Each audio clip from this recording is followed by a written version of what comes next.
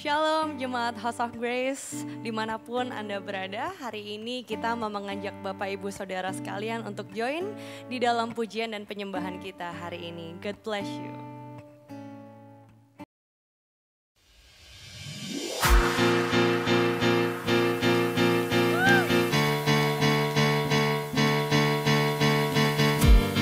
Semua yang di rumah tepuk tangan, are you ready to praise Jesus? I will sing of your love for me. In my life, you're my everything. Chains are broken, eyes are open. You're my freedom now. You have called me up from the dark. Now I'm running into your light. You changed my crying into dancing. My lips don't praise you now.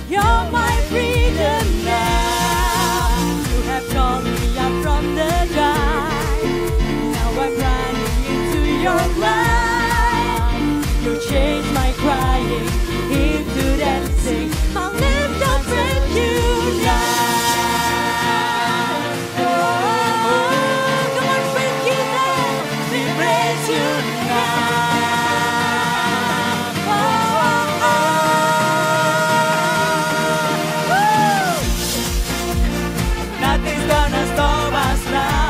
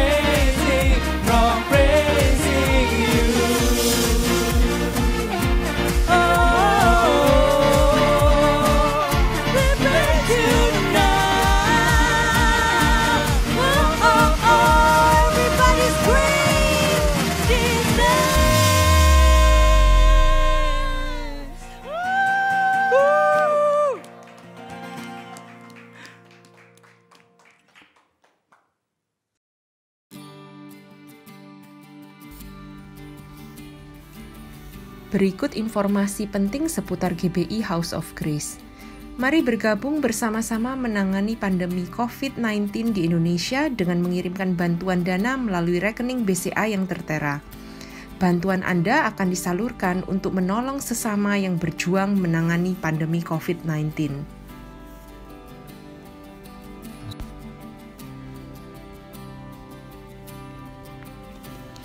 Untuk sementara, semua kegiatan ibadah di hari Minggu dan di tengah minggu, sebaik ibadah raya Minggu, ibadah gereja anak, youth, doa malam, dan doa puasa serta komsel dipindahkan ke rumah kita masing-masing. Bagi jemaat yang ingin memberikan persembahan syukur, dapat ditransfer melalui rekening yang tertera.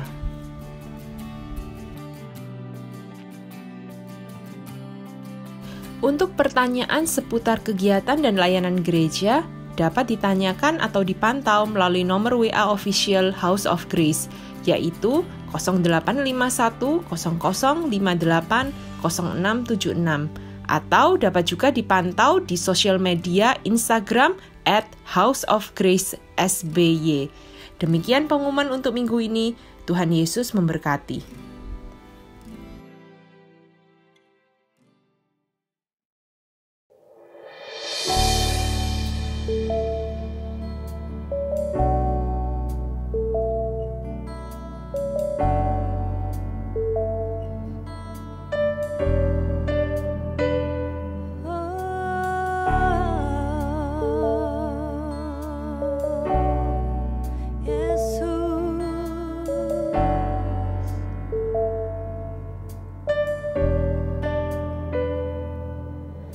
Ku perlu Engkau Yesus,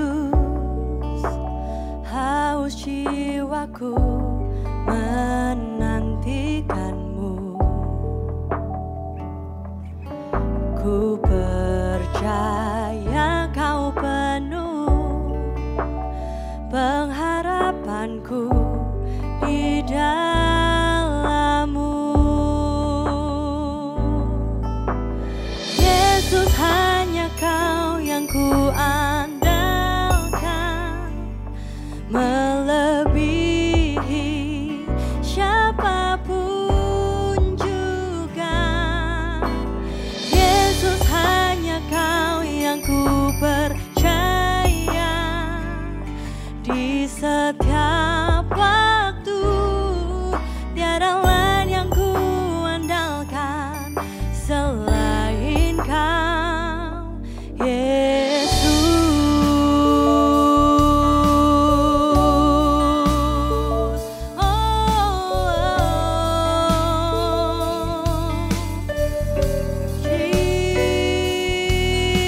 Jesus, kami perlu Kau Tuhan.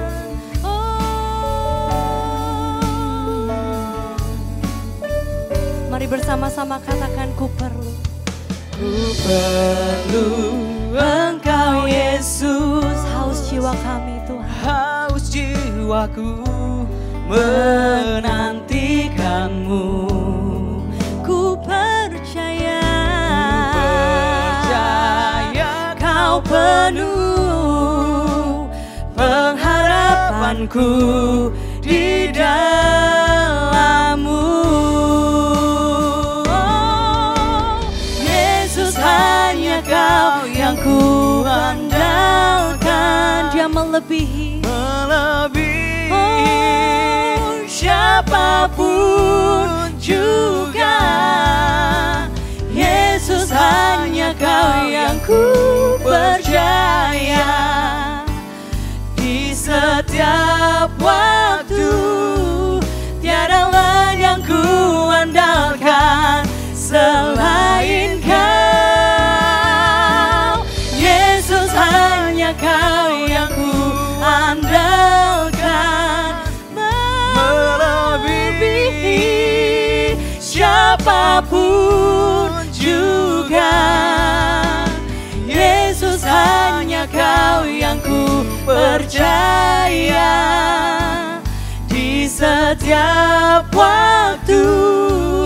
Tiada lain yang ku andalkan selain Kau, Yesus. Hikmat-Mu lebih pikiranku, jalan-Mu di atas segala jalanku. Tinggi dan dalamnya kasih-Mu, hanya Kau, Yesus, yang ku andalkan.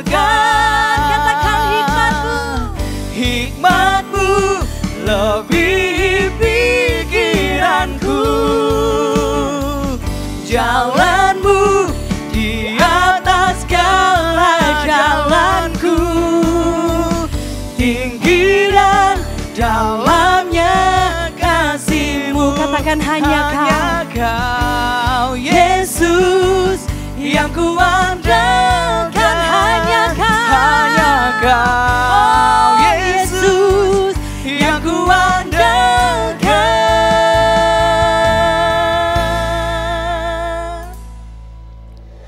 Yesus, hanya Kau yang ku andalkan. Dia melebihi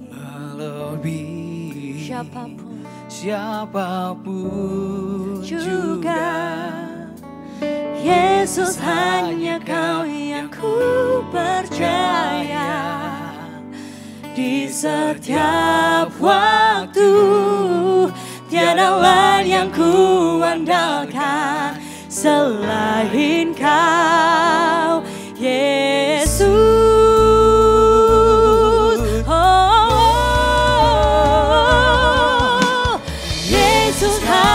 Kau yang ku andalkan.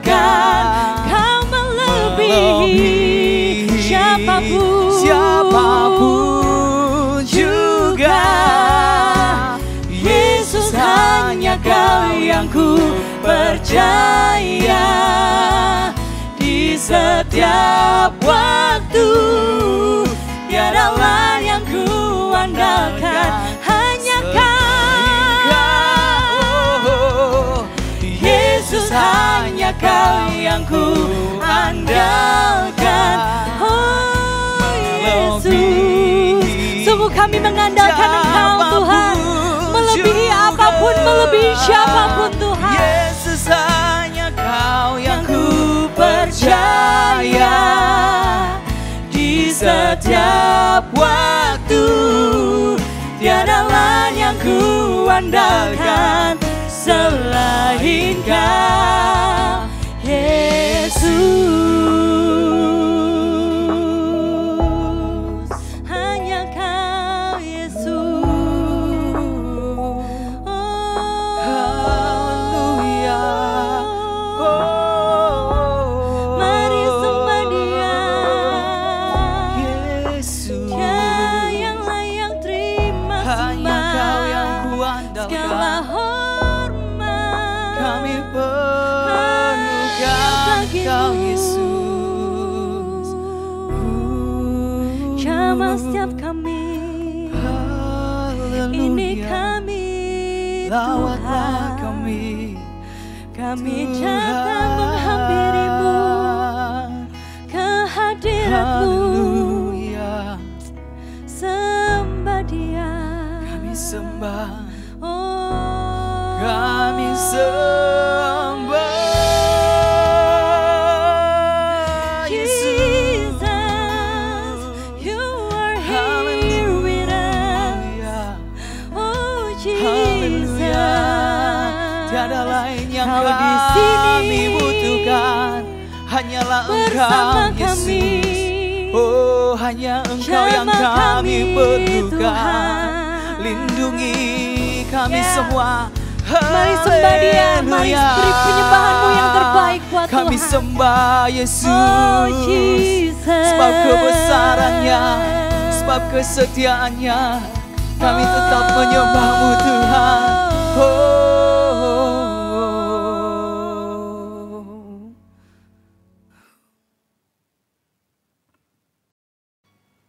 Shalom dari surga turun pada semua saudara dimanapun berada. Hari-hari ini rasanya kita tidak pernah dengar cerita lain kecuali coronavirus, saudara-saudara. Ya, kita lebih suka memperkatakan corona ketimbang memperkatakan firman. Kita lebih suka menyebar kepanikan dan ketakutan daripada menyebar damai sejahtera Tuhan. Kemarin saya mendengar bahwa seorang dokter di WHO, seorang direktur memperkatakan bahwa bila kita terus melihat ya corona dari berita beberapa kali, maka dalam beberapa hari ini kita bisa mengidap mental illness. Tapi saya percaya Bapak Ibu bahwa corona ini wabah yang tidak kebetulan. Ada rencana Allah di dalamnya. Minggu lalu kita sudah belajar tentang pembedaan. Kita juga sudah belajar tentang pembalikan. Bagaimana tiba-tiba Tuhan membalik keadaan 180 derajat. Ya, dalam bisnis, dalam pekerjaan, dalam pelayanan, dalam keluarga, dalam sekolah. Kemarin saya mendengar seorang jemaat yang tidak pernah punya pengalaman bisnis, tidak pernah bisnis apapun juga, tiba-tiba dapat pesanan untuk menyuntik berapa puluh orang dengan vitamin. Karena dia lulusan dari akademi perawat, saudara-saudara. Ada jemaat yang beberapa tahun lalu usahanya mungkin omsetnya cuma jutaan, puluhan juta, tiba-tiba naik ribuan persen. Ya, saudara-saudara, seperti Tuhan membalik keadaan itu. Juga di dalam sekolah, tiba-tiba sekolah di-online-kan. Saudara-saudara, juga di dalam keluarga.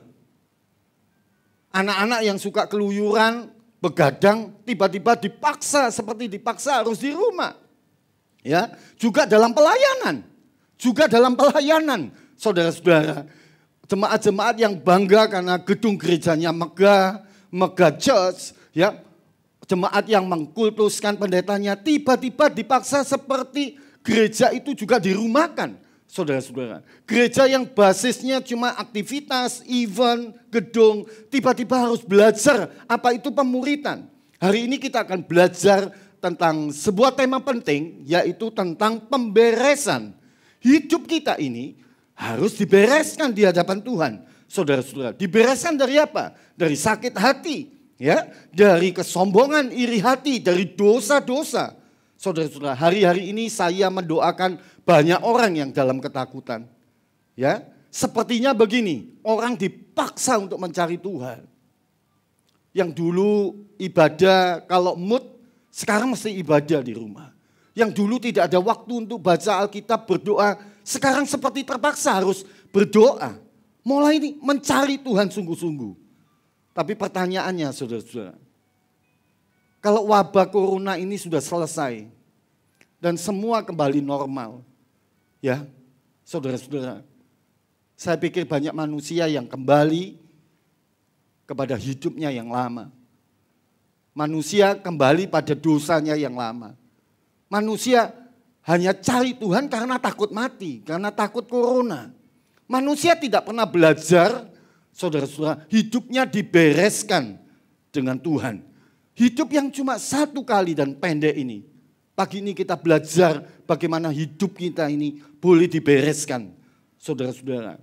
Beberapa hari lalu saya mendoakan seorang pejabat negara yang kebetulan telepon, saudara-saudara, dan dia dalam keadaan panik karena ada urusan pekerjaan. Lalu saudara-saudara, saya mulai tanya bagaimana tentang wabah corona di kota Bapak. Waduh Pak Yusuf, saya kena paranoid. Saya pikir saudara-saudara, pejabat ini paranoid karena narkoba. Saya pikir karena sekarang ini susah cari narkoba. Ya, jangan-jangan bandarnya kena COVID, saudara-saudara. Tapi dia mulai ceritakan bahwa enggak Pak, saya enggak kena corona. Saya ini paranoid karena pegang HP, saya takut ada kumannya enggak, ada virusnya enggak. Saya pegang gagang shower, saya takut. Saya pegang gagang pintu, saya takut, saudara-saudara. Dan mulai saya bersaksi, Bapak Ibu Saudara. Saya bersaksi tentang Tuhan. Dan kemudian dia mengcounter kesaksian saya. Dia bilang, Pak, tidak bisa begitu Pak. Saya mendengar tokoh-tokoh agama juga banyak yang mati. Lalu saya bilang pada dia, iya Pak, saya pun juga bisa mati. Tanpa atau dengan corona, kita semua pasti mati. Kalau alarm kita sudah bunyi. Kalau alarm kehidupan kita sudah bunyi, kita pasti mati. Saudara-saudara, Bapak cukup jaga kebersihan, ya. Tetapi kita bisa mati. Lalu saya mulai cerita, saudara. Saya membaca di koran, Pak, kalau ada orang yang kesedak nasi, itu pun bisa mati, Pak.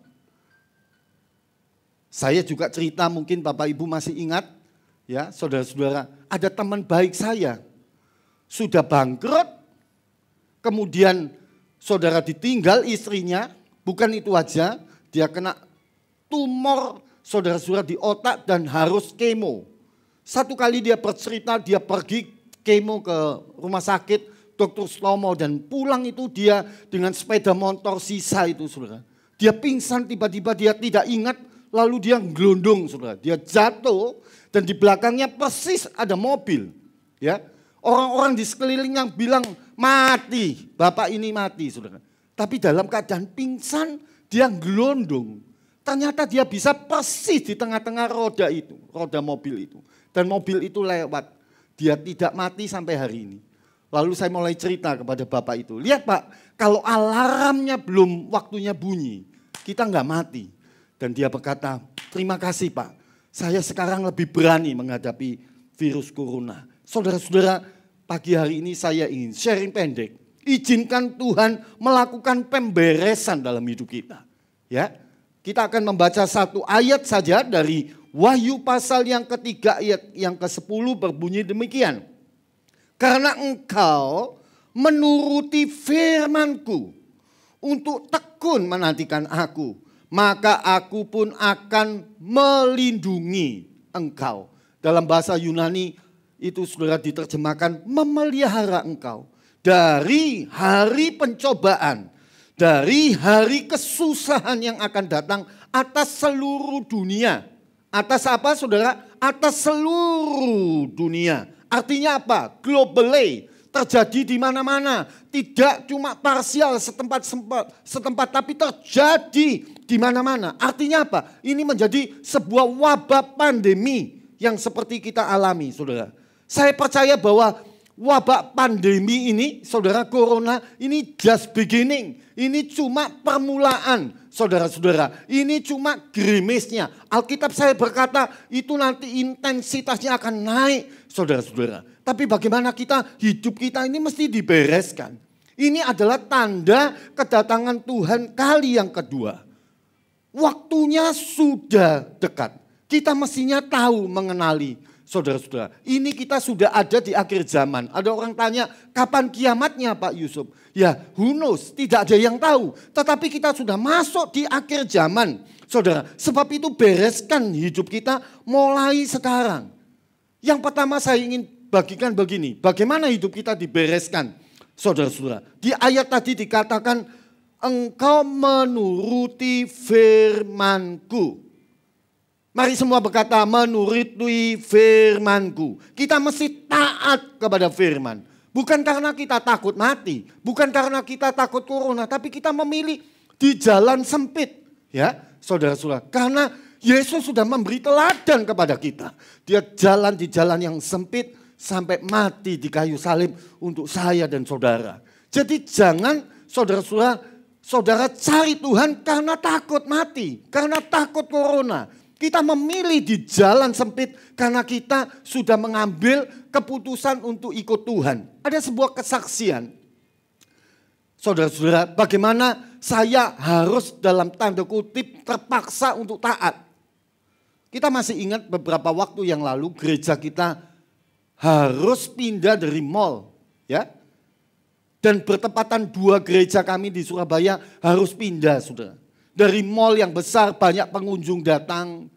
Tiba-tiba kami harus pindah ke tempat saudara yang orang Surabaya bilang tempat yang nyelepit. Satu pindah ke ruko, satu pindah ke kantor perkantoran. Ya, di tempat perkantoran. Saudara-saudara, tidak ramai seperti di mall. Waktu itu saya tidak ngerti rencana Tuhan.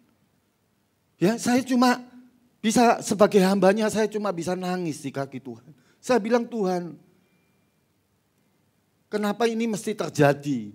Kami mesti pindah dari tempat mall yang banyak pengunjung, ya, bisa datang ke gereja kami, bisa ibadah bersama. Tapi sekarang mesti pindah ke perkantoran, di ruko yang nyelempit, saudara. Sampai satu kali saya disadarkan oleh Tuhan. Tiba-tiba hari-hari ini mall di mana-mana ditutup. Ya, pengusaha-pengusaha restoran di mall bangkrut, saudara-saudara. Karena apa? Karena tidak ada pengunjung lagi yang datang, saudara-saudara. Tidak ada yang datang lagi. Dan sekarang saya percaya bahwa apa? Bahwa rencana Tuhan itu sempurna buat kita. Ya, kita dipaksa pindah. Kita mau taat kepada Tuhan. Kalau kita itu taat pada firman, maka begini, Tuhan akan mengatur dan menetapkan langkah hidup kita ini, saudara-saudara. Amin. Ya, jadi kalau hari ini kita masih bisa ibadah meskipun di rumah, kita masih bisa sehat, itu bukan karena kita hebat, bukan karena kita menjaga kebersihan, bukan karena kita suci. Karena apa, saudara? Karena Tuhan yang menetapkan langkah hidup kita. Almarhum ibu saya suka menyanyikan lagu yang menurut saudara jadul, ya. Tiap langkahku diatur oleh Tuhan dan dengan cintanya. Jadi Tuhan itu sayang pada kita. Sebab itu dia mengatur langkah kita. Sebab itu belajarlah taat, saudara-saudara. Belajarlah taat. Jadi yang pertama, saudara, kita mesti mentaati firman-Nya. Yang kedua, poin terakhir adalah ayat itu berkata, sebab akan datang kesusahan yang akan datang ini lebih berat. Artinya hidup kita ini harus dipersiapkan. Ya, mulai sekarang, saudara-saudara. Siapa mahasiswa atau pelajar yang paling tenang menghadapi ujian? Adalah mahasiswa atau pelajar yang paling siap. Kalau mahasiswa belajar cuma semalam, saudara minum kopi, ya, saudara semalam suntuk, ya tidak siap. Tapi orang pelajar yang siap lebih awal, dia paling tenang menghadapi ujian. Saya ingin tutup sharing saya pendek ini dengan sebuah cerita. Saudara-saudara, sebuah kota di Skotlandia, ada sebuah taman yang bagus sekali dan sering dikunjungi oleh banyak pengunjung sambil mereka selfie. Tiba-tiba pada waktu pengunjung berkerumun, keluar seorang bapak tua, saudara-saudara. Dan waktu bapak tua ini keluar, salah satu pengunjung bertanya, Pak, tamannya kok indah sekali, Pak. Ya, tapi rumah ini kok kelihatan sepi, Pak. Lalu bapak tua ini menjelaskan, saya ini cuma penjaga rumah. Saya yang ditugasi oleh majikan saya untuk merawat rumah dan taman ini. Lalu pengunjung itu tanya, berapa sering bos majikan bapak datang? Dia berkata, bos saya, majikan saya jarang datang. Belum tentu 1 tahun 1 kali dia datang. Lalu pengunjungnya menjawab lagi, kalau begitu kenapa bapak merawat taman ini begitu bagus? Toh majikan bapak jarang datang. Saya dikejutkan dengan jawaban dari bapak tua ini. Dia menjawab begini, Bapak Ibu Saudara. Saya menjaga taman ini dan saya menjaga rumah ini seperti bos saya, majikan saya datang hari ini. Jadi kalau saudara-saudara hidup kita ini dibereskan, jangan tunggu kapan-kapan. Sebab Tuhan bisa datang seperti pencuri, ya, yang datang tiba-tiba dalam hidup kita. Mari kita memikirkan bahwa Yesus bisa datang kapan saja di dalam hidup kita. Tuhan memberkati saudara. Ayo, yang pertama, saudara-saudara, bagaimana hidup kita dibereskan dengan mentaati firman. Dan yang kedua, persiapkan hidup kita.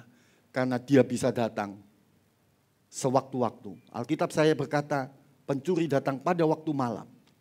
Dan dia bisa datang tiba-tiba dalam hidup kita. Who knows? Bisa beberapa tahun lagi, bisa 10 tahun lagi. Tapi mari kita siapkan hidup kita sejak mulai sekarang. God bless you, saudara-saudara. Tuhan berkati dimanapun saudara berada. Haleluya. Amin.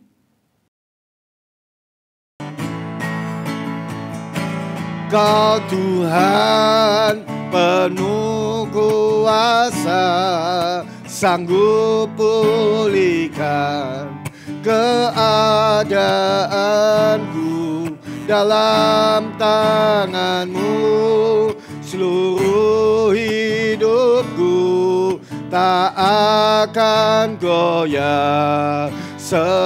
Mari Bapak Ibu dimanapun berada, mari kita berdiri sama-sama katakan haleluya. Penuh kuasa sanggup pulihkan Indonesia dalam tangan-Mu. Indonesia tak akan goyah selamanya. Oh, berikan tepuk tangan bagi Tuhan.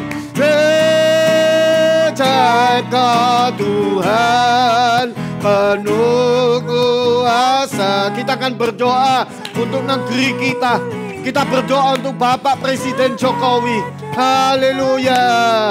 Dalam tangan-Mu seluruh Indonesia akan goyah. Sekali lagi saudara, haleluya. Tuhan penuh kuasa, Ku pulihkan Indonesia dalam tangan-Mu. Seluruh negeriku tak akan goyah selamanya, tak akan goyah selamanya, tak akan goyah selamanya. Mari berdoa dengan saya dalam nama Yesus. Dalam nama Yesus, pertama saya ingin berdoa untuk Bapak Ibu dimanapun berada yang saudara takut, cemas. Ya, saya percaya bahwa Tuhan memelihara kita seperti biji matanya. Tuhan mencintai saudara dan saya. Jangan takut dengan corona. Tuhan melindungi kita. Dan biar kita taat kepada Tuhan. Bukan karena Tuhan memberkati kita. Bukan karena Tuhan memberi kita kesehatan. Tapi karena Dia adalah Master CEO yang mengatur seluruh jagat raya ini, saudara-saudara, yang menetapkan langkah-langkah hidup kita. Belajar taat kepada Tuhan. Dan mari kita bereskan hidup kita pada pagi hari ini. Kita mengaku dosa-dosa kita. Kita bereskan kebencian, kesombongan kita. Dan kita mau belajar taat kepada Tuhan. Tuhan melindungi saudara dimanapun berada. Saudara tidak takut, waktu-waktu yang menyesakan ini justru menjadi kesempatan. Ya, bukan kesesakan tapi kesempatan untuk kita bersaksi kepada banyak orang. Dan yang kedua, mari kita berdoa untuk negeri kita. Bapak, hamba berdoa untuk Bapak Presiden kami Jokowi.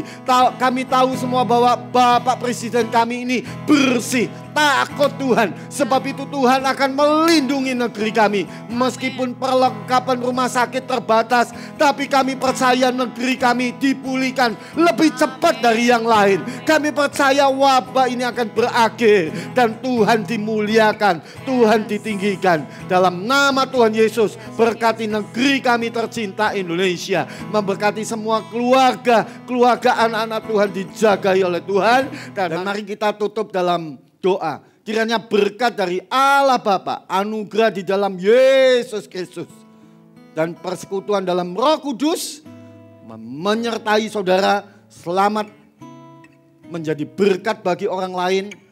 Dan terus berdoa, cari Tuhan setiap hari.